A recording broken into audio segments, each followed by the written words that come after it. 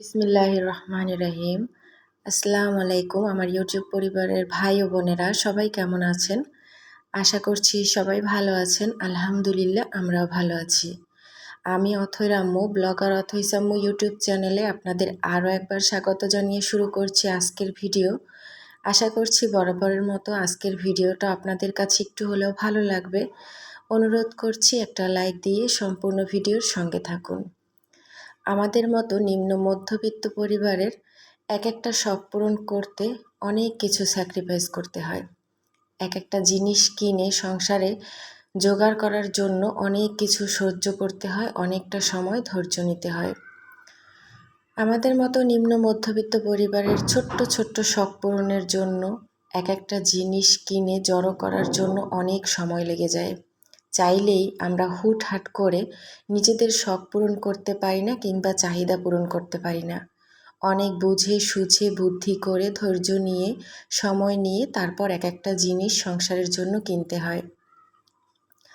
এই তো দেখুন, আপনাদের ভাইয়া গিয়েছিল আমাদের এলাকা থেকে একটু দূরে, জায়গাটার নাম বললেও হয়তো আপনারা চিনবেন না। তো সেখানে গিয়েছিল, গিয়ে আমাকে ফোন করেছে যে কিছু লাগবে কি না। তো আমি অনেক ভয়তে ভয়তে বলি কি যে আমার 2টা সাদা গ্লাসের দরকার। বলে কেন? আমি বলি যে একটু জুস খাবার জন্য, বা একটু আর কি লেবুর শরবত যদি আমি বানাই তো ভিডিও করার জন্য আমার একটাও সাদা গ্লাস নেই। আছে 2-1টা, কিন্তু একটা একটা আলাদা আলাদা ডিজাইন, একই ডিজাইনের 2টা গ্লাস নেই। তো একটু ভিডিও করার জন্য একই রকম 2টা গ্লাসের খুব প্রয়োজন ছিল। তো আপনাদের ভাই আবার বলল যে আচ্ছা আমি খুঁজতে থাকি, দেখি যদি পেয়ে যাই তাহলে কিনে আনবো। ওই যে প্রথমে বললাম যে একটু ভয়তে ভয়তে বলেছিলাম। আসলে মাসের শেষ বেতন পেয়েছে 10 তারিখ। তো 10 তারিখে বেতন পেয়ে বাজার সদাই করে ডিপিএস দিয়ে তারপর হচ্ছে গিয়ে সব কিছুর বিল, পড়ালেখার বিল, কারেন্ট বিল, ওয়াইফের বিল, আকাশ বিল আর কি যাবতীয় সব খরচ করার পর মাসে অল্প কয়েকটা টাকা থাকে, আর মাসের শেষের 10 দিন অনেক কষ্ট করে চলতে হয়। তারপরেও কিন্তু অনেক কিছু হিসেবের বাইরেও লাগে, যেমন ঔষধপত্র, এগুলোর তো কোনো হিসেব নেই, কখন শরীর খারাপ হয়, কখন কার কোন ঔষধটা প্রয়োজন হয়। হয়তো 1 মাসের হিসেব করে নাপা আনা যায়, গ্যাসের ঔষধ আনা যায়, কিন্তু তাছাড়াও তো বাড়তি ঔষধ হুটহাট করে লেগে যায়। তো এইসব কথা ভেবে যে কয়টা টাকা এখন তার কাছে আছে তা থেকে যদি আমি এখন তাকে এক্সট্রা কিছু আনতে বলি তাহলে হয়তো তার মাথা গরম হয়ে যেতে পারে, আর আমার সাথেও রাগ করতে পারে যে তুমি এমন কিছু আনতে বললা যেগুলো আনতে অনেক টাকা লাগে, আর যে টাকাটা এখন আমার কাছে নেই। তো আর কি ভয়তে ভয়তে বললাম, বলে আবার মনে মনে ভাবছি যে হয়তো টাকা থাকলে আনবে, নইলে আনবে না, সেটা তার ইচ্ছা। আমাকে জিজ্ঞেস করেছে, আমি বলে দিয়েছি। তো তারপর দেখলাম যে না, 2টা সাদা গ্লাস এনেছে, সাথে খুবই কম দামের একটা পর্দা এনেছে। একটা রুমের পর্দা নেই আর কি, যেই রুমে আপনাদের ভাইয়া ঘুমায় সেই রুমেই পর্দা নেই। তো সকাল হলে দিনের আলো একদম চোখে এসে লাগে, আর সেই জন্যই একটা পর্দার খুব প্রয়োজন। আর যে ডিম ফেটিয়ে যে ডিমটা ভাজবো সেই ডিম ফেটানোর জন্য আর কি 2-1টা স্টিলের বাটির প্রয়োজন ছিল। আর আমার ছোট্ট একটা ট্রের খুব প্রয়োজন ছিল ভিডিওর জন্য। তো দেখলাম এগুলোকে গুনে গুনে বেছে বেছে আপনাদের ভাইয়া ঠিকই নিয়ে চলে এসেছে। তো আমি ভীষণই খুশি হলাম। তো পর্দাটা লাগিয়ে আপনাদের সাথে আবার একটু শেয়ারও করলাম, জানি না আপনারা খেয়াল করেছেন কি না। তো এরপর কিন্তু চলে গেলাম আমরা সবাই রেডি সেডি হয়ে 3 তলায়। মানে আজকে আমার দেবরের জন্মদিন ছিল। তো আমার দেবরের জন্মদিন উপলক্ষে আমার যা চাইছিল একটু আনন্দ আয়োজন করতে আর কি। উছিলা ছিল আমার দেবর, কিন্তু এটা যাদের জন্য আয়োজন তারা হচ্ছে আর কি ছোট্ট সোনামণিরা। মানে আমার যে 5 ছেলে মেয়ে, আমার 3টা, আমার দেবরের 2 মেয়ে।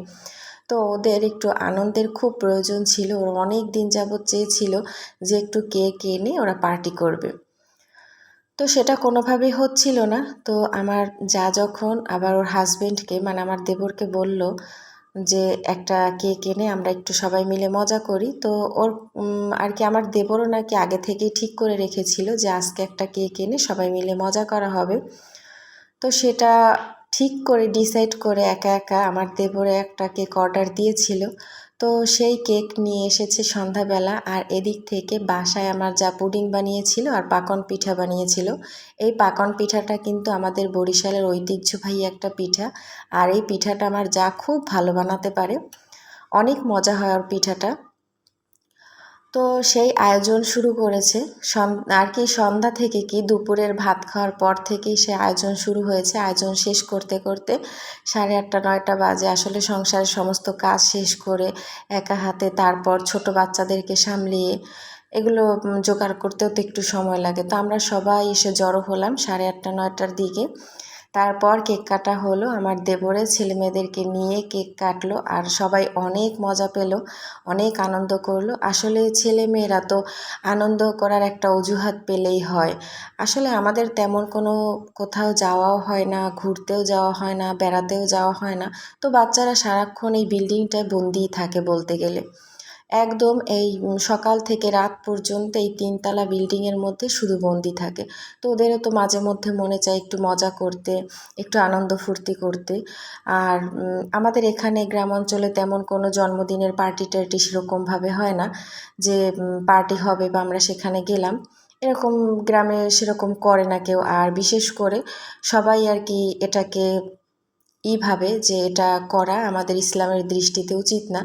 তো আমরাও তো জানি যে এটা ইসলামের দৃষ্টিতে করা উচিত না, আর কি জাস্ট বাচ্চাদের একটু মজা করার জন্য, বাচ্চাদের একটু ভালো লাগার জন্য, ওদের একটু আনন্দর জন্য এই আয়োজনটা করা। তো এই তো দেখুন আমার 2 ছেলে আর হচ্ছে আমার দেবরের 2 মেয়ে, আর সাথে আমার চাচাতো দেবরের মেয়ে, সবাই কি সুন্দর করে মজা করছে আর অথই ভিডিও করে নিচ্ছে। তো সেটা একটু আপনাদের সাথে শেয়ার করলাম। ওরা অনেক আনন্দ পেয়েছে, অনেক মজা করেছে। এখানে কিন্তু শুধু আমরা ঘরের সবাই ছিলাম, আর আমরা এখানে কি খেয়েছিলাম না খেয়েছিলাম তার চেয়েও বড় কথা, এখানে কিন্তু অনেক মজা হয়েছিল। আর সবচাইতে বেশি বাচ্চারাই মজা করেছিল। খাবারের আইটেমগুলো কিন্তু খুব ভালোই ছিল। আপনাদের কেমন লাগলো অবশ্যই কিন্তু কমেন্টের মাধ্যমে জানাবেন। এখানে খাবার ছিল চানাচুর, নুডলস, ছিল পিঠা, আর ছিল পুডিং আর কেক। কেকটা আর কি অনেক মজা ছিল, অনেক সফট ছিল। এটা আমাদের এখানকার একটা মেয়ে অনলাইনে কেক বিক্রি করে বানিয়ে, তো ওর কাছেই নাকি অর্ডার দিয়েছিল, তো সেখান থেকে নিয়ে এসেছে আমার দেবরে। তো আপনাদের কাছে কেমন লাগলো সেটা কিন্তু অবশ্যই জানাতে ভুলবেন না। আসলে আমরা বাঙালিরা একটু আনন্দ করার অজুহাত খুঁজে পেলেই হয়, সেটা থেকে আর কি আমরা আর ছাড় দেই না। সুযোগ পেলেই সে আনন্দটা আর কি ভাগাভাগি করে নিই। আর এখানে কিন্তু বাইরের কোনো লোক ছিল না, আমাদের পরিবারের 12 জন সদস্য, আর সাথে ছিল আমার চাচাতো দেবরের একটা মেয়ে। এই 13 জন মিলেই আমরা আনন্দ করেছি। এখানে কিন্তু আমার শ্বশুর শাশুড়ি, আমার দাদি শাশুড়ি না সরি, আমার নানি শাশুড়ি, আমার হাজবেন্ড, আমার দেবর, আমি, আমার যা, সবাই ছিলাম একত্রে, আর বাচ্চারা।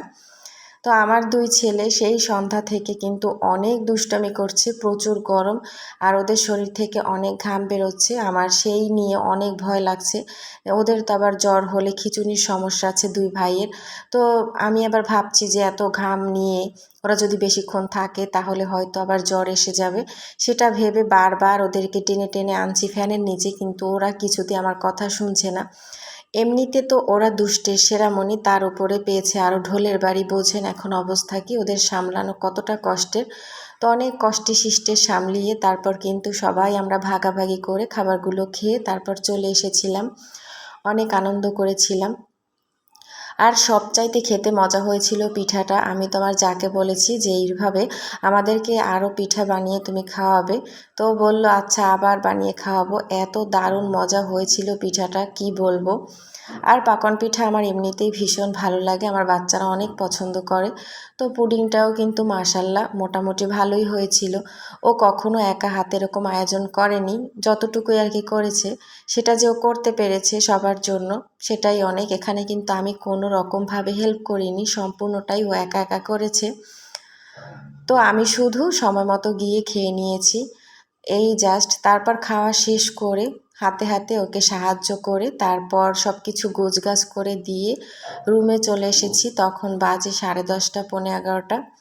তো এসে আবার বাচ্চাদেরকে খাইয়ে দাইয়ে ঘুমাতে ঘুমাতে সেই 12:30 বেজে গেছে। আর সন্ধ্যা থেকেই কিন্তু আমি আজকে ওদেরকে পড়িয়েছিলাম, যে যাতে আর কি ওদের পড়ায় কোনো ডিস্টার্ব না হয়। আর আপনাদের ভাইয়া বাসায় আসার সময় এই তো নিয়ে এসেছিল 2টা সাবান, বল সাবান আর একটা টিস্যু, বাসায় শেষ হয়ে গিয়েছিল। আর এটা এনেছিল রাতে, আর সন্ধ্যায় যে বাজারগুলো দেখিয়েছিলাম ওটা সন্ধ্যায় হুন্ডায় এসে বাসায় দিয়ে চলে গেছে। আর 3তলা থেকে আমরা যখন খেয়ে দিয়ে চলে এসেছি তখন কিন্তু আমরা খালি হাতে আসিনি আর কি, খেয়েও এসেছি, সাথে করে পিঠাও নিয়ে চলে এসেছি। এই পিঠাগুলো আমাদেরকে দিয়ে দিয়েছে ঘরে খাওয়ার জন্য, তো সেটাও একটু আপনাদের সাথে শেয়ার করলাম। আজকের ভিডিও এই পর্যন্ত, দেখা হবে নতুন কোনো ভিডিওতে। আসসালামু আলাইকুম, আল্লাহ হাফেজ।